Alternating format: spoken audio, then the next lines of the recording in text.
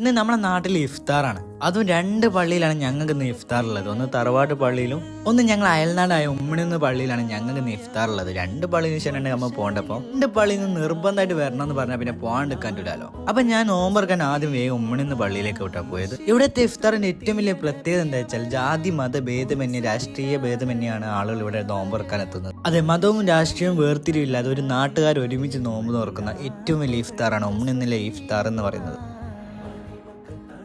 അങ്ങനെ ഉമ്മണിൽ നിന്ന് ഇഫ്താർ തുറന്ന് വേഗം നമ്മളെ തറവാട്ട് പള്ളിയെ ഞേർപ്പയിലേക്ക് ഞാൻ വേഗം വിട്ടിട്ടോ. നമ്മുടെ തറവാട്ട് പള്ളിയിൽ ഇത്ര വലിയ ഇഫ്താർ നടക്കും നമ്മളെ ക്ഷണിച്ചിട്ട് പോയില്ലേ, എനിക്കൊരു വിഷമല്ലേ. അതുകൊണ്ടാണ് ഉമ്മണിൽ നിന്ന് നോമ്പ് തുറന്ന് വേഗം ഞാൻ ഞേർപ്പയിൽ പള്ളിയിലേക്ക് ഇഫ്താറിന് പോയത്.